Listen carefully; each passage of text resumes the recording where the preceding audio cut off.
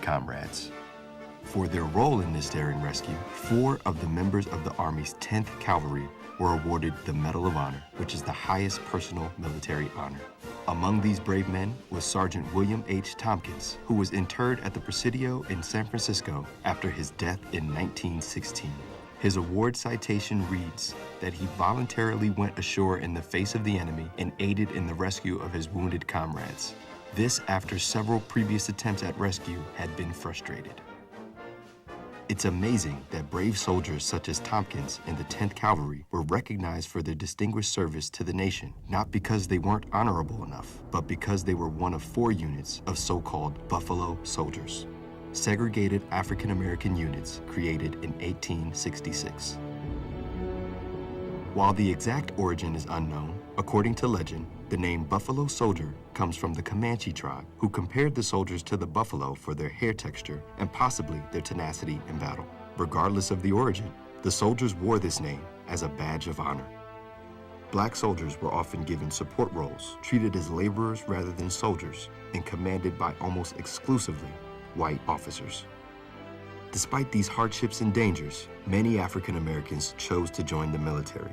Blacks have fought in every American war since the Revolution. Becoming a soldier was one of the few well-paying and respectable jobs open to blacks at the time.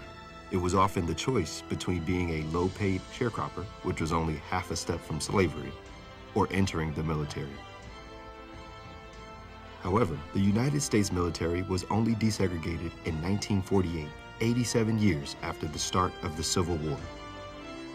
After 100 years of advocacy, the first black West Point graduate and officer, Henry O. Flipper, was eventually pardoned for the false charges that prevented him from commanding. While visiting the 9th Cavalry when they were stationed at the Presidio in San Francisco, activist Booker T. Washington advised the Buffalo Soldiers to take pride in their work. He is noted as telling the soldiers to be ambassadors for their race, as they were the ones on the front lines of both war and the visibility of blackness in American culture. And visible they were. Buffalo Soldiers served as pioneers of westward expansion, including serving as the first park rangers, patrolling Sequoia, Yosemite, and General Grant National Parks, and protecting President Theodore Roosevelt on a tour of California in 1903. Despite the difficulties, most of these soldiers took a great deal of pride in their service. These brave men and women did not need recognition from white society to succeed, even as they longed for equal treatment. Heroes such as William H. Tompkins continue to stand as role models for bravery and valor in the face of discrimination.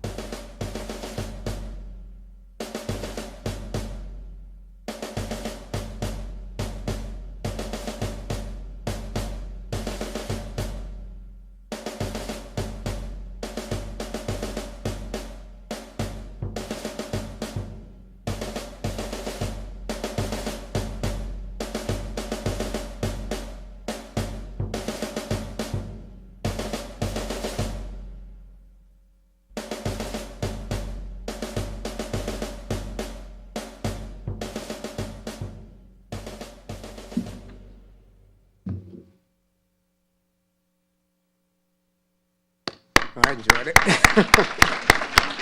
Very powerful, very powerful. At this time, in keeping with the program, I'm going to introduce our distinguished veteran panel for this afternoon's discussion. Master Gunnery Sergeant Kevin Smith, a retired Marine. Wow, okay. Mr. Smith is as I said, retired Marine. Served in the Corps for 29 years as a subject matter expert for logistics, packaging, and supply chain. He was responsible for supervising a robust supply chain operation that provided intermediate supply support, in-transit visibility, and accountability of Marine Corps assets transported throughout the Al Anbar province in the western region of Iraq. Kevin supervised the movement of convoys and air deliveries by establishing key partnerships with the Defense Logistics Agency, U.S. Transportation Command, shipping companies, the U.S. Army and Air Force to leverage supply and medical sustainment support across all phases of the mission in Iraq. His complete bio is included in your program inserts, but suffice it to say, Master Gunnery Sergeant Smith, Mr. Smith, served a distinguished career in the Marine Corps, and we're honored to have him here with us today.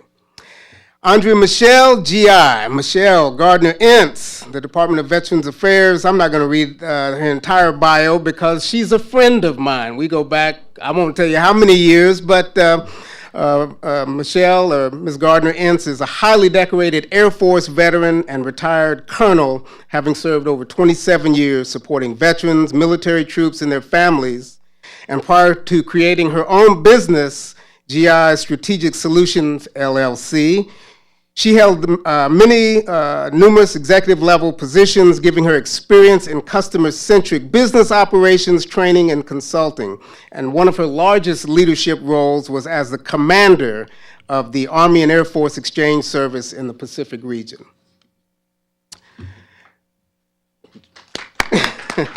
I'm impressed. Dr. John Eldridge, Navy veteran, serves as the Director of Operations within the Office of Acquisition and Logistics here in the VA Central Office. His professional history expands several decades in public service, in which he held a number of leadership positions in the Navy and in civil service. His overseas duty consisted of assignments on 2 islands, where he went from extreme hot to extreme cold, serving on Midway Island in the Pacific and then Adak in Alaska. Following his naval career, John accepted civil service employment with the VA National Acquisition Center in Hines, Illinois, where he served as a contracting officer for 12 years, 10 of which he held a senior unlimited warrant.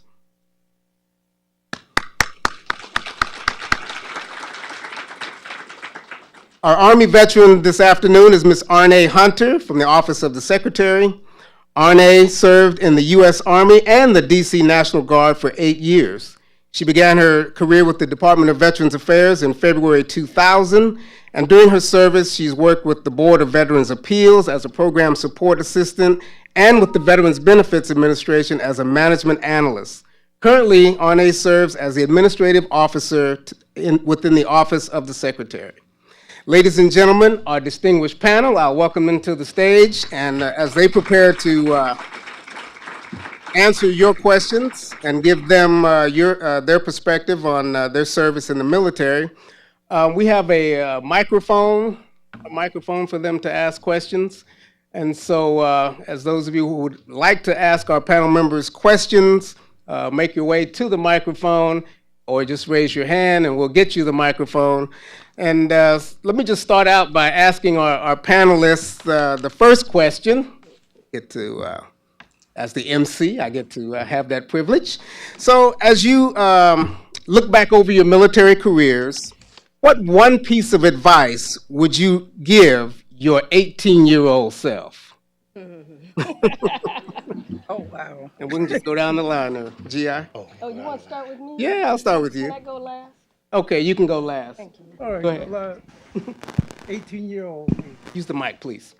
Can you hear me? All right. Basically, stay focused on what you're doing. Listen to your seniors, your senior leadership in the military. They can provide very valuable information.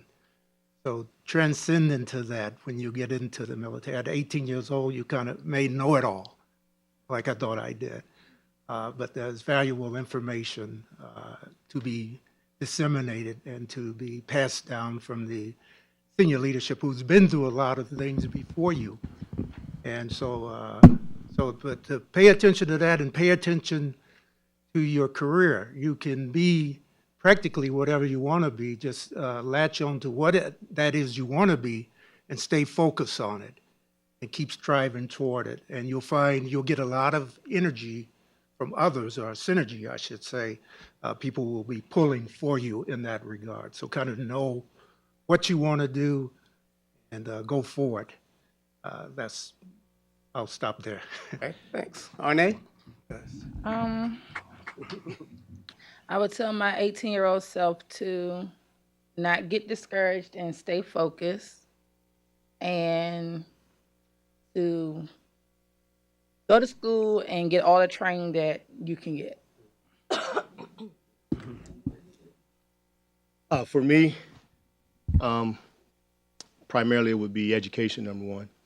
I think that's a huge start when you're 18 years old to understand the impact of in higher education and the influence it has on your quality of life. I'm sorry. Yes, I think so. There you go. All right, how's that? Yeah. I apologize for that. I would tell my 18-year-old self to invest in my education, to understand the impact that it has on my quality of life. And then the second piece would be invest in myself financially as well, to ensure that I'm setting myself up financially for my future. Thank you.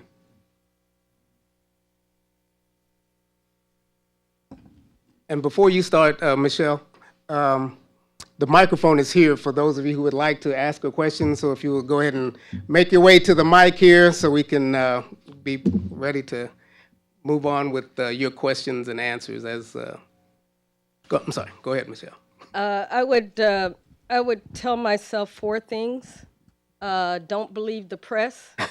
That means, when people tell you wonderful things about yourself, stay humble and don't always believe it because it may not always be true, and sometimes it can make your ego get out of check. On the negative side, don't believe the press either because you know yourself best. Those who love you and appreciate you will reaffirm you and help you to remember who you are, not who people say you are. The second thing I would say is you can't put a blanket over sunshine. One of the things I've always told my troops is the color of excellence surpasses skin, it surpasses gender. Doesn't matter what color you are, what gender you are, excellence speaks for itself and it makes room for future opportunities.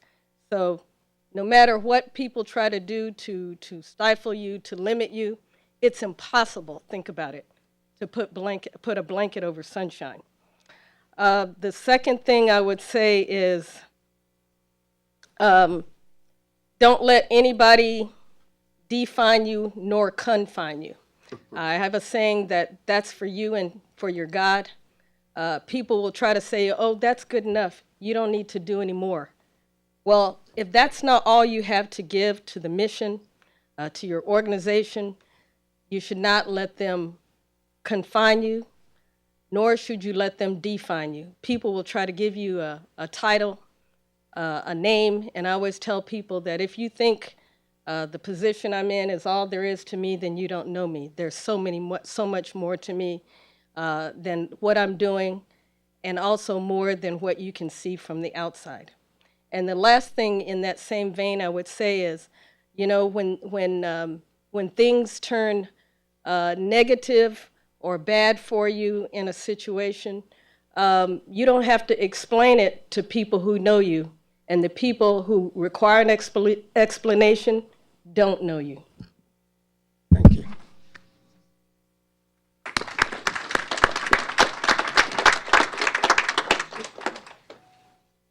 As the line continues to form, let me ask another question of the panel, and anyone can answer or all of you can answer. What is the one greatest obstacle that you had to overcome during your military careers? And it can be, as it relates to the theme we have on African Americans in times of war, or just whatever your life experience dictated. For me, one of the things that I had to overcome was I had a platoon sergeant who should have been encouraging me in my career, and he didn't do that. And he, a lot of times, made things hard for me and told me what I wasn't going to be able to do and who I wasn't going to be able to be. And when I decided to leave active duty, I told him I was going to go home and make a lot of money and make more money than him. So, that was like, that's why I said, if I could tell my 18-year-old self to be encouraged and not get so discouraged, because I let, at that time in my life, a lot of things that people said, who I couldn't be and what I couldn't do, get in my head and, you know, kind of dictate. I could have went a lot further than I